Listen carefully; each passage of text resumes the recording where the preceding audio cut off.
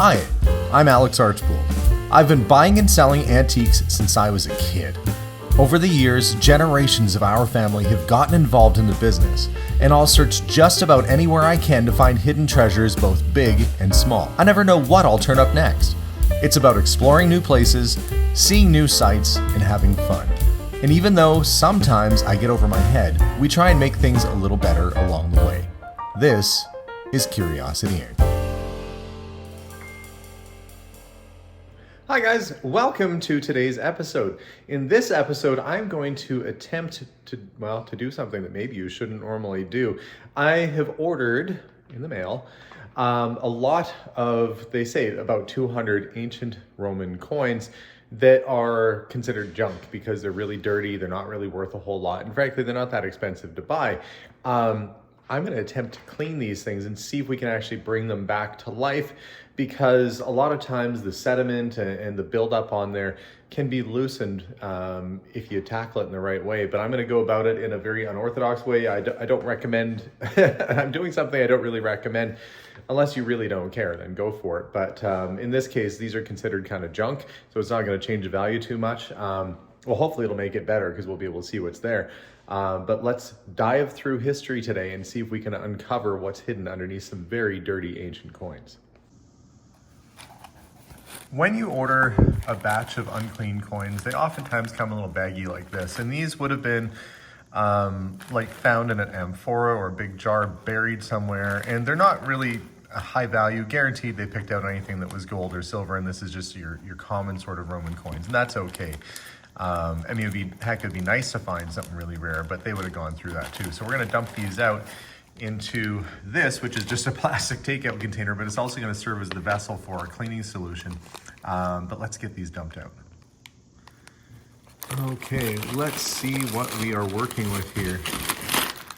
These, and that must be their inventory number. Oh, it's an ancient number 46. These coins would have been buried for thousands of years, and when you look at them, because of the copper and the iron, you get all this sort of sediment and buildup, and a lot of times people write these coins off because they don't look like much.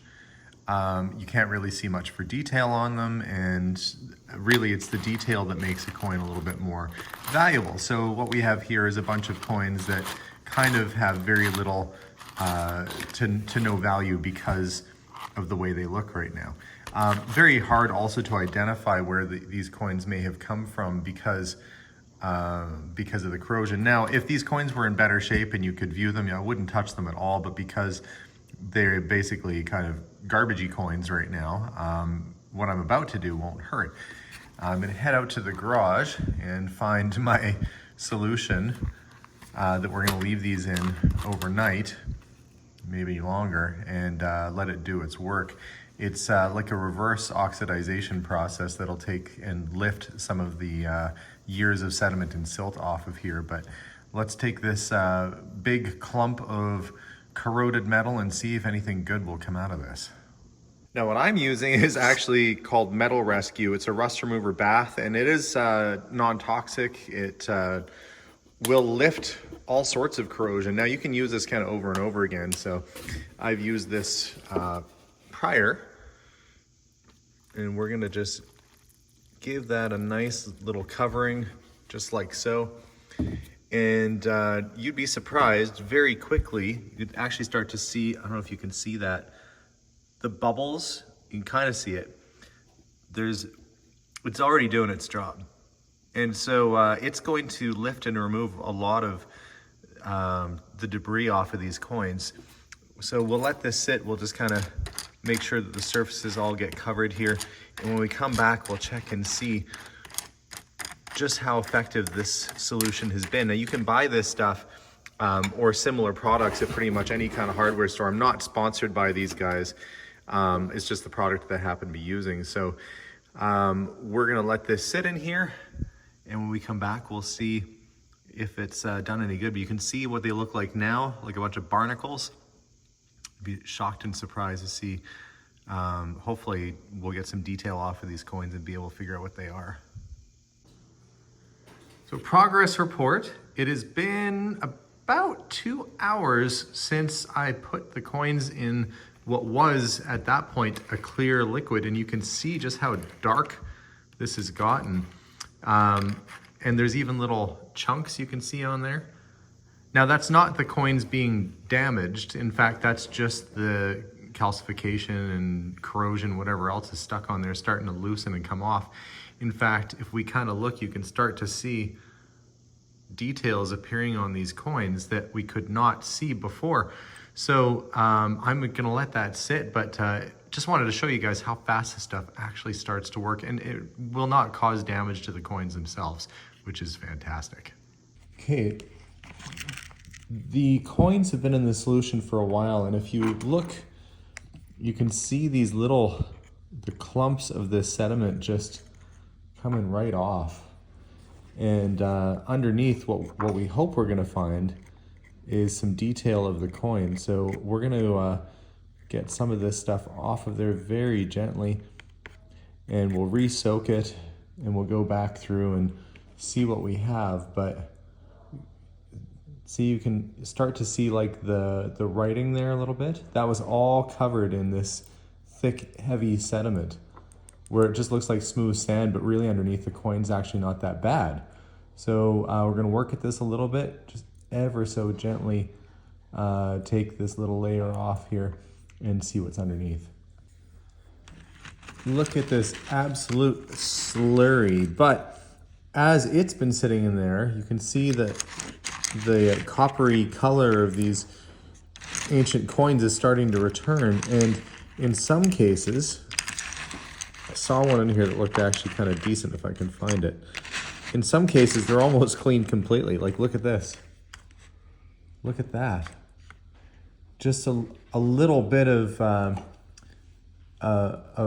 corrosion right on this edge here, but you can clearly see the face, you can see the writing starting to appear, and on the other side, you have this figure. Now, once these are cleaned to a degree, we can actually see, look, he's, you can kind of make it out. There's the legs, there's an arm upward and holding something, looks like maybe not quite like a crown, but he's got something on his head there.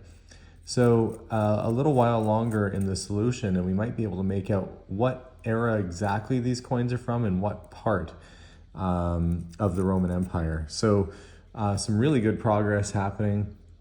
And this has just been a day of soaking, and you can actually see that some of these coins aren't actually all that terrible underneath all this stuff. So I'm gonna keep working away on it, and then once we get some cleaned up, we'll try and do a little research on them.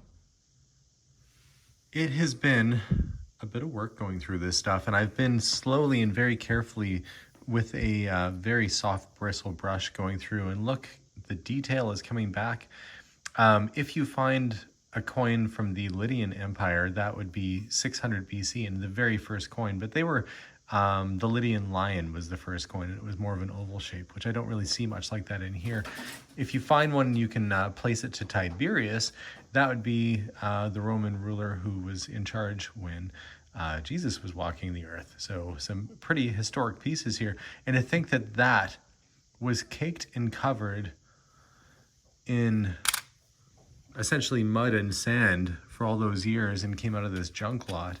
And some of these, as you can see, are quite legible. You can actually read them. And the detail is really amazing on them. So we're making some good progress. I'm gonna clean up a few more and see how this lot turns out. And then hopefully we can do some research and find out just which emperor we're looking at, whether it's you know, an Augustus, or whether it's a Caesar, or what is on it. You actually have to try and read them or make out the faces and the pictures that are on them. But I'm pretty pleased with the finds that I'm getting so far. Again, these were essentially, I wouldn't say throwaway coins, but close to it. But with a little bit of effort, you can actually feel the history coming back to life in them. So we'll let that continue to sit and see what we've got to work with tomorrow. I'm sifting through, looking for potential coins that are nearly there, like that one. You can start to read it. It surprises me how much detail is left after all these years. See if we can get a couple of these out here and see what they look like.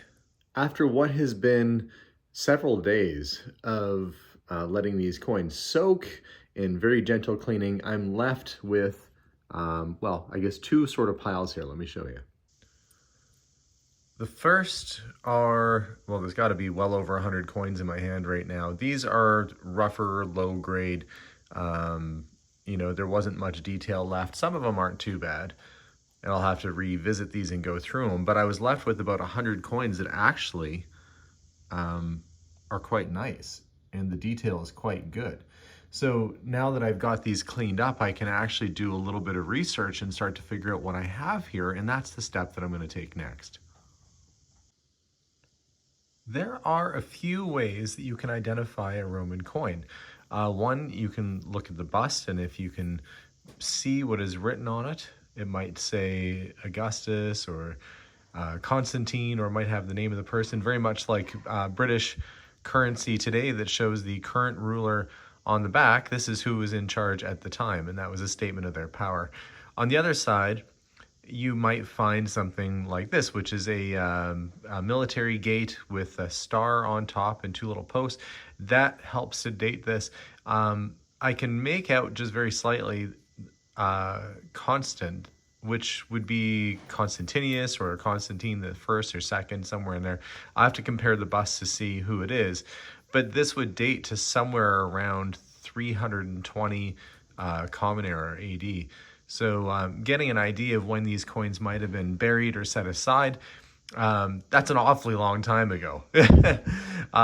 So there might be some that are older in here too, because you never know what was floating around. One ended up in somebody's M4 that got buried. But now that these are cleaned up, I can actually start to see and make out who these belong to. So I'm going to go through and very carefully try and see if I can get some details. You can see the two figures there standing with sort of like a scepter in the middle.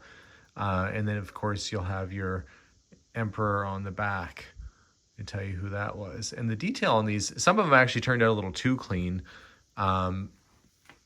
That stuff worked really good. That almost looks like brand new, but you can see the fine detail in the hair. That was all covered.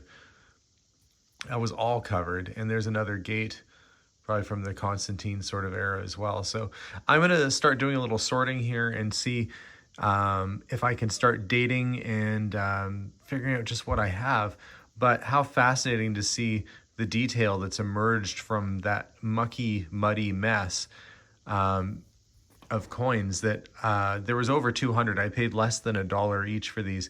Once they're in this kind of shape, they can actually get kind of valuable. And so the couple $100 I spent will, albeit it was a lot of effort to get these cleaned up, will certainly come back to me. But I'm more interested today in the history of this than I am in seeing or turning a profit. So let's see if we can figure out where these came from and roughly what era they're from. All right, I was able to find this coin. It is Flavius Crispus. He was the son of Constantine I. It only ruled for a few years when his own dad had him executed, so they say. He was a well-liked commander in general, and unfortunately, it sounds like he was poisoned.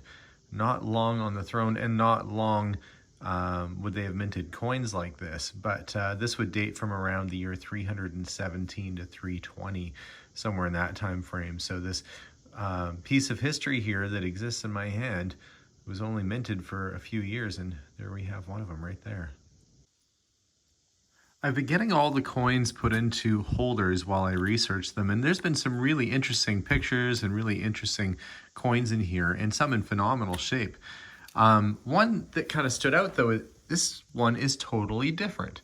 And I don't know if you guys can see, but there's two figures side by side, and they have crosses above their heads.